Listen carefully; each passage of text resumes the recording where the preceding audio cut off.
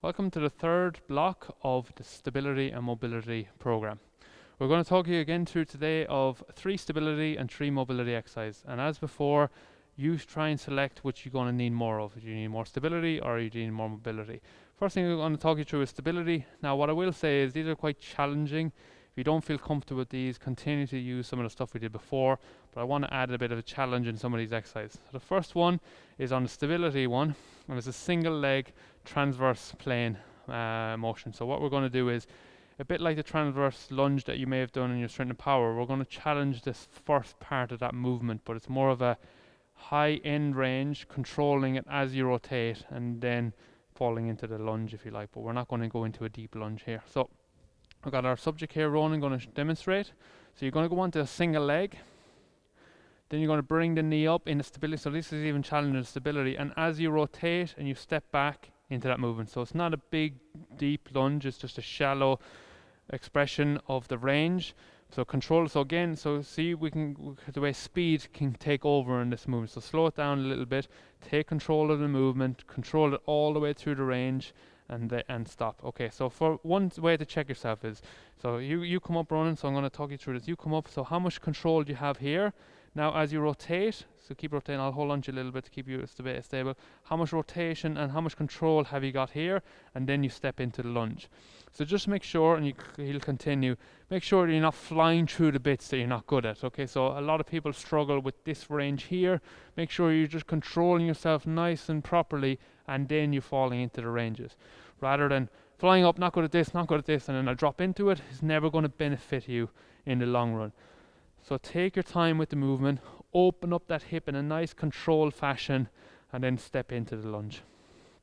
So as I said before, it's quite a challenging lunge to master, and I want you to control as much of that range as you rotate as possible.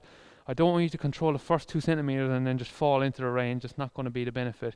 So slow it down. Even if you want to just practice it, you can. If you want to, hold on and then open up the hip, and then you can fall into it. That's a progression or a regression I think you could try at home. So there's something here for you if you want to do it, but it is quite a challenging exercise. Okay, and the next one then, we're going to go into a single leg rotational. So we're still on stability, so single leg rotational. So you do this one and you rotate. So a bit like a T-walk in one sense, but I want you to go as far back as you can. Now we're going to rotate our hip. Rotate our hip as much as we can. Now, you can see the challenge this is posing on any athlete and anyone who's got good stability. But being able to get into T-walk is hard enough as it is, but then rotating and coming back out of rotation is very, very difficult. I did mention this as a tough block. I want to challenge the movement as much as I can, and rotation is a lot about what we're challenging today, a lot of rotation, but it's a lot of the planes that we want to be good in. So take your time. If it feels rocky and unstable and you feel like this is very hard, you can again hold on to something. Hold on to something, come back, rotate if you want, and then come back, and you'll find it much easier. You'll be amazed how better you'll be with adding some stability, which should demonstrate to you the importance of having good stable structures within the body, and that you can train them quite quickly. So take your time.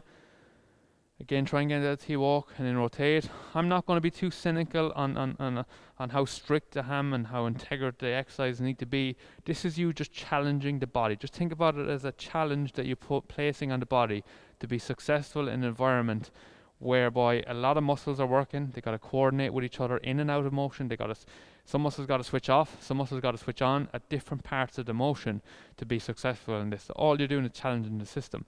The more and more you give it more challenges, the better you become at movement, then the better become in other training modalities also. So take your time with this. It's going to take you a while to master this, and you can see almost the focus on Ronan trying to express the way he wants to express his body in this motion is challenging. It's taxing most mentally, but it's also taxing physically on the body. So make sure you take your time to get this right. Okay, so we have the last one is a lawnmower. So this is going to be a high stability exercise again with a little bit of load, nothing too heavy on this one. So you're going to go into a single leg squat almost. The foot is slightly off the floor though. Make sure the foot's off the floor. So challenge the stability on that and reaching over your head. So you're going to go down, reach across the body. Notice the foot is close to his center mass. I don't want the trail leg to go too far out at the back. And then he's pressing over his head. So control it, to the left of the foot or right of the foot, depending on which foot it is, and then press overhead. 6 repetitions here. On all the exercises, 6 repetitions. But for you, I want you to decide, do I need less of this? Do I need more of it? If you find it very difficult and you have a lot of shaking and a lot of stability demand, then lower the reps. If you find it very easy, just add 2 reps every time and see how your challenge, how that challenges stability. But what you'll find is, and what I always say about this stability moment, this is about the investment you have in the body. The better control you have of motion, the better control and range you have of motion, the better you're going to benefit from all other training modalities, because you improve your movement. If you improve your movement and you go train with better movement, the benefit of that training effect goes up considerably. So just try and invest in your time here. This is going to keep you free from injury, and is going to improve your performance. Maybe not directly improve your performance, but indirectly from better movement, allowing you to train better, will improve your performance. Okay, so go now on to the mobility side of things. So 3 more mobility exercises. The first one is what's deemed as the greatest stretch. Poorly named in my opinion, but anyway, that's the name of it. So it's a good stretch, but it's a stretch. May not be for everyone, but get into this. So make sure your hands are here, then you're stepping outside your hands as you come around, and then you're reaching underneath and over your head. So reaching under yourself and over yourself. You're getting good.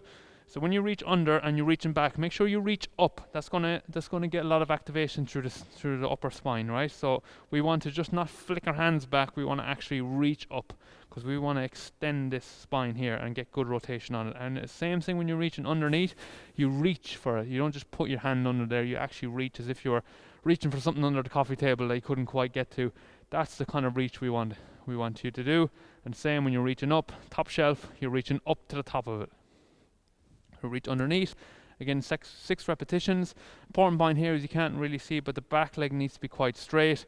Again, you're getting good hip flexion on one side and hip extension on the other, and you're reaching up as far as you can. So it's quite a lot. Okay, it's the greatest stretch in terms of it. A lot of I agree, there's a lot of activation here, there's a lot of mobility needed for this exercise, but there's many other good ones as well out there. But that's the exercise we want you to trial for the first stability or first mobility.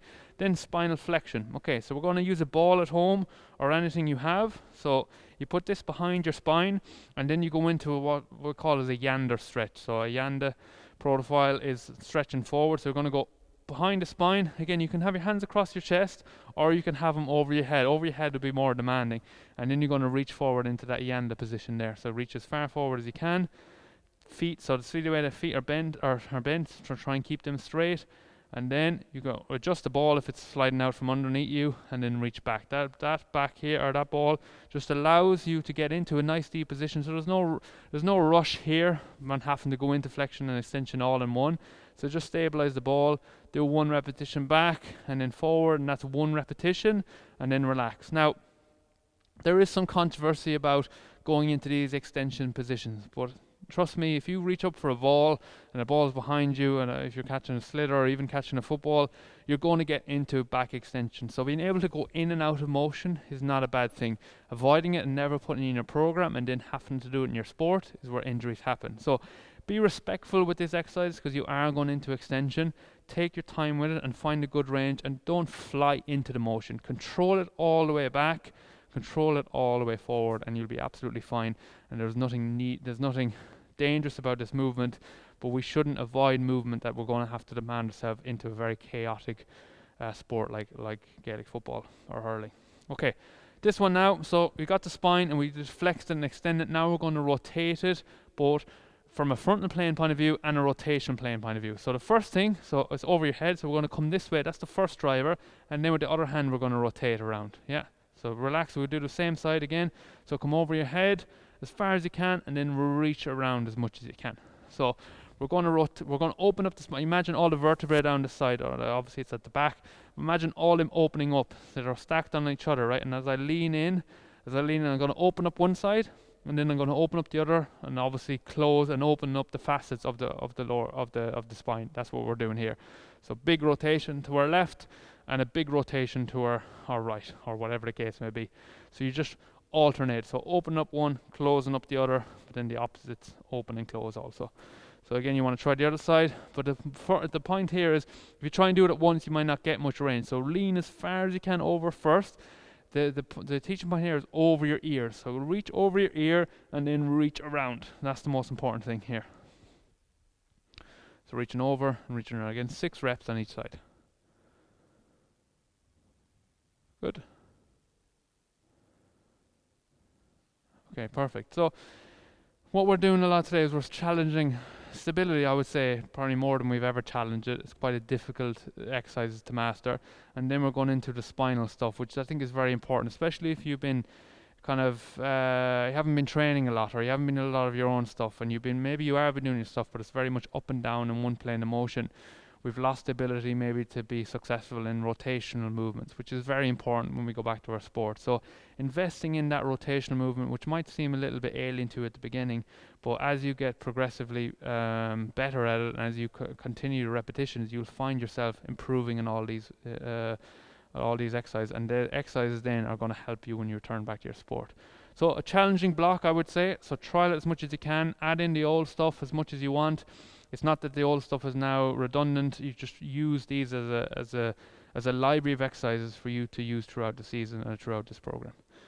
We'll see you next week, and keep continuing with the exercises, and see you soon.